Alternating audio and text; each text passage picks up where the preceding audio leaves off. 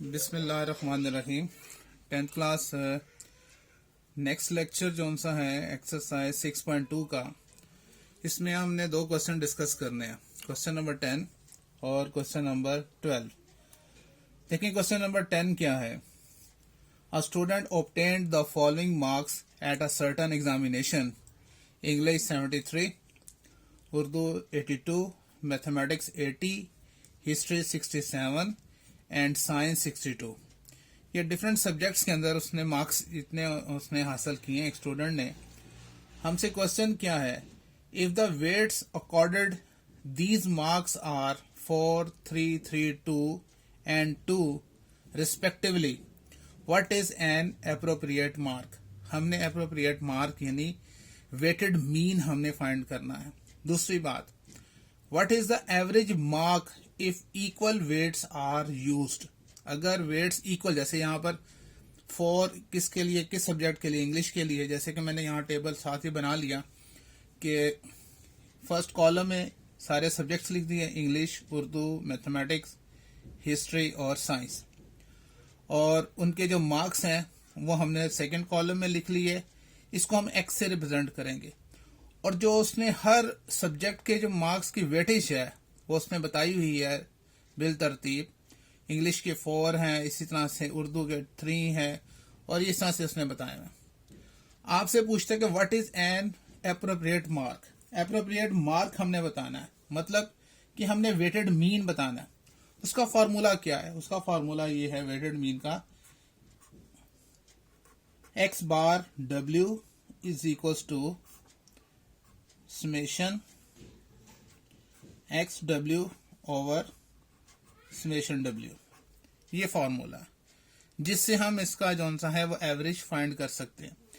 एक कॉलम बनाया इस फॉर्मूले को देखते हुए कि हमें एक्स डब्ल्यू चाहिए, यानी एक्स मार्क्स को उसके वेटेज के साथ हम मल्टीप्लाई करके प्रोडक्ट हमने यहाँ लिखना है। ठीक है, अब देखें हम यहाँ पे लिखते हैं प्रोडक्ट इस किस तरह से। सबसे पहले 73 को 4 से मल्टीप्लाई करें, 73 मल्टीप्लाई 4, तो आंसर आ गया 292। उसके बाद 82 मल्टीप्लाई 3, 246। उसके बाद 80 मल्टीप्लाई 3, 240। उसके बाद 67 को 2 से मल्टीप्लाई करना है, 67 मल्टीप्लाई 2, 134। और उसके बाद 62 मल्टीप्लाई 2 करें तो हमारे पास आता है 124। अब हमने क्या करना है, फॉर्मूले के मुताबिक हमें चाहिए summation x W. X W तो हमने फाइंड कर लिया, अब इन सारों का टोटल यानी सबका समेशन चाहिए। अब देखें यहाँ पर इन सब का टोटल कर लेते हैं, 292 प्लस 246 प्लस 240 प्लस 134 प्लस 124, तो ये आ गया 1036। 1036 ये हमारे पास आ गया समेशन एक्स डब्ल्यू आ गया। ठीक है, और फॉर्मूले में हमें क्या चाहिए, समेशन डब्ल्यू, यानी इसका भी टोटल चाहिए। ठीक है, तो इसका टोटल निकाल लेते हैं। 4 प्लस 3 7, 7 प्लस 3 10, 10 प्लस 2 12, 12 प्लस 2 14, तो इसका जो आ गया वो समेशन डब्ल्यू 14 आ गया। अब जब इसकी वैल्यूज पुट करते हैं और आंसर निकालते हैं, वैल्यूज लगाते हैं यहाँ पर, ये एक्स बार डब्ल्यू इज इक्वल्स टू कितनी वैल्यू है 1036, और समेशन डब्ल्यू कितना 14। इसको डिवाइड करें, 1036 डिवाइड बाय 14, तो हमारे पास आंसर आ गया 74। तो ये इसका आंसर आ गया 74। ये हमने इसका जो है एवरेज निकाल हमने। ठीक है, ये इसका आंसर आ गया। अब दूसरी बात, जो एक और भी उसने क्वेश्चन में पूछा था हमसे, क्या कहता है कि what is the average mark. हमने अब एवरेज मार्क यानी अर्थमेटिक मीन हमने इसका मीन फाइंड करना है। If equal weights are used, equal weights हों, यानी अगर ये तो 4, 3, 3, 2, 2 डिफरेंट वेट्स है, अगर सेम वेट हो तो इसका हमने क्या मालूम करना है, एवरेज मार्क फाइंड करना है। और एवरेज हम कैसे फाइंड करते हैं, हम फार्मूला हम जानते हैं कैसे, x bar is equals to summation x over n. ठीक है, अब इसका समेशन निकालना है, इसका सम निकालना है, वो फाइंड कर लेते हैं। ठीक है, देखेंगे 73 प्लस 82 प्लस 80 प्लस 67 प्लस 62, तो ये आ गया 364। ये समेशन एक्स आ गया। अब वैल्यूज पुट करते हैं और एवरेज इसका फाइंड करते हैं। Arithmetic mean is equals to 364। N कितना है, मतलब टोटल नंबर ऑफ वैल्यूज कितनी है, 1 2 3 4 5 वैल्यूज हैं। तो यहाँ पर हम बता भी सकते हैं कि n इज इक्वल्स टू 5 है। तो 5 से इसको डिवाइड करते हैं, डिवाइड बाय 5, तो हमारे पास आंसर 72.8। तो अरिथमेटिक मीन जो सा आएगा इसका वो क्या आएगा, 72.8। ये दूसरा आंसर भी हमने फाइंड कर लिया। क्लियर हो गया, बहुत सिंपल सा क्वेश्चन था। ये वेटेड मीन का क्वेश्चन था जिसका उसने वेटेज दी हुई थी, हर सब्जेक्ट के लिहाज से हमने उसको साथ में लिखा, WX फाइंड किया और उसका जो सा फार्मूला लगाकर हमने वैल्यूज पुट की। ठीक है, इसके बाद चलते हैं नेक्स्ट क्वेश्चन की तरफ। क्वेश्चन नंबर 12 जो सा है, देखें ये क्वेश्चन नंबर 12 में कहता है calculate simple moving average of 3 years. बहुत आसान सा क्वेश्चन है ये, एक इस तरह की एग्जांपल भी है आपकी बुक में, अगर आप उसको भी देखें तो उसको भी आपको देखना चाहिए। कहता है calculate simple moving average of 3 years from the following data. ये डाटा दिया हुआ है ईयर्स 2001 से लेकर 2010 तक, और उसकी वैल्यूज उनसी हैं उन सालों की, वो भी दी हुई है। अब 3 ईयर्स मूविंग एवरेज फाइंड कैसे करते हैं, देखें आप, इसको मैं आपको समझाता हूं सिंपल सा, कि हमने फर्स्ट ईयर के जो वैल्यू है उसको छोड़कर बाकी जो 3 वैल्यूज हैं इनको आपने ऐड करना है। उसने कहा ना 3 ईयर्स, तो ये फर्स्ट 3 ईयर्स की जो वैल्यूज हैं इनको हमने ऐड करके उनका आंसर हमने यहां लिखना है। अब देखें यहां पे करते हैं, यहां पर 102 प्लस 108 प्लस 130, तो क्या आ गया 340। तो हम यहां पे लिख लेंगे 340, यहां पर आ जाएगा। 3 ईयर्स मूविंग का मतलब ही है कि 3 ईयर्स का जो वैल्यूज होंगी, जो डाटा होगा, उसको हमने ऐड करना है। ठीक है, अब क्या करेंगे नेक्स्ट में, 102 को छोड़ देंगे और नेक्स्ट वाली एक जो ईयर की वैल्यू है वो ऐड कर लेंगे। मतलब अब हमने इसको भूल जाना है और इन 3 वैल्यूज को ऐड करके उसका आंसर यहां पे लिखना है। ठीक है, अब इनको ऐड कर लेते हैं यहां पर किस तरह से, 108 प्लस 130 प्लस 140, तो क्या आ गया 378। तो यहां लिखते हैं 378। ठीक हो गया।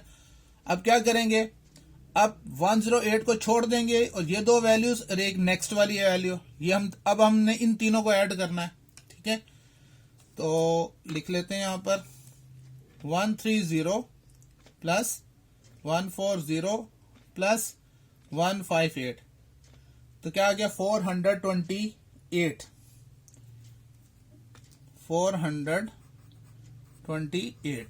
ठीक हो गया। अब हमने क्या करना है, अब 130 को हमने छोड़ देना और एक नेक्स्ट वैल्यू ऐड कर देंगे, यानी ये दो वैल्यूज और 140, इन तीनों को आप ऐड करके यहां लिखेंगे।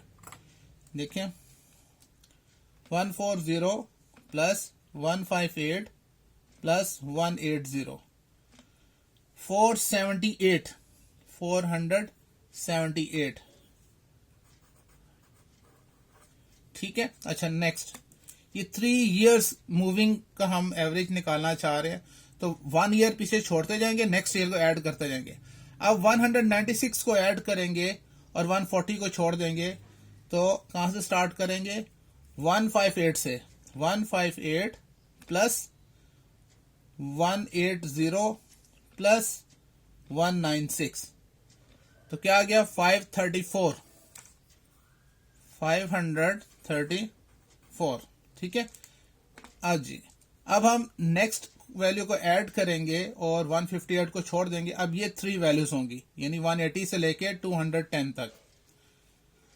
180 प्लस 196 प्लस 210, तो 586।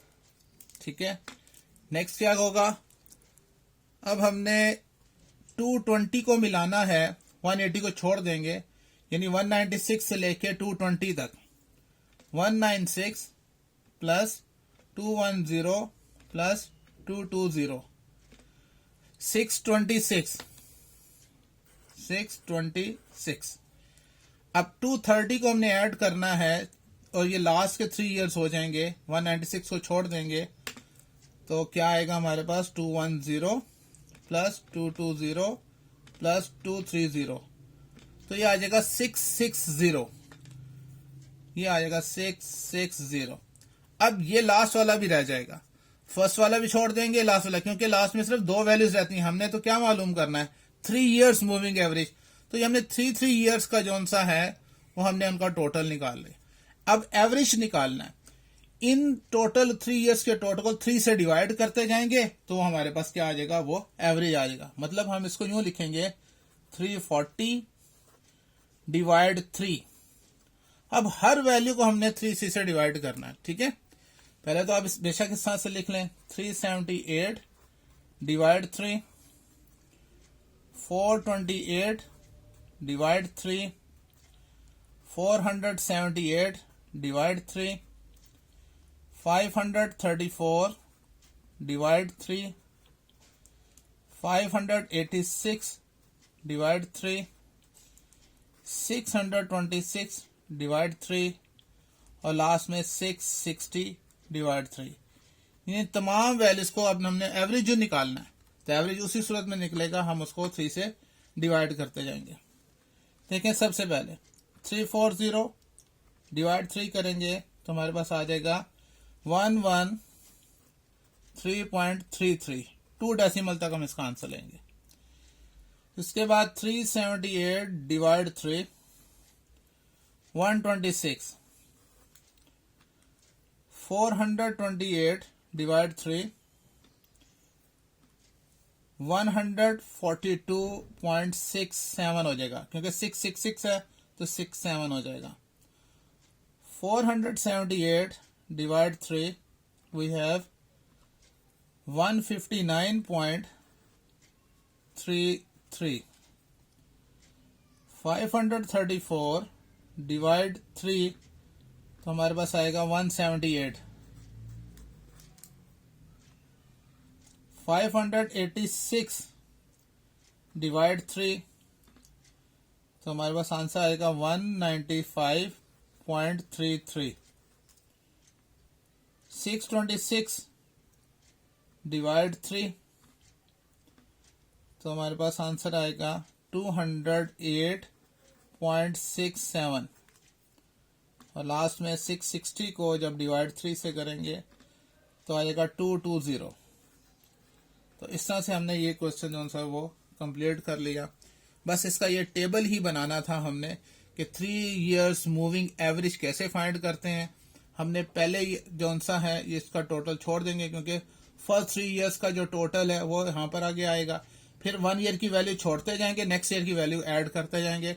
तो 3 इयर्स की हमने वैल्यूज को ऐड करके लिख लिया। चूंकि एवरेज मालूम करना था तो हर वैल्यू को 3 से हम डिवाइड करेंगे, तो ये हमने 3 इयर्स मूविंग एवरेज हमने निकाल लिया।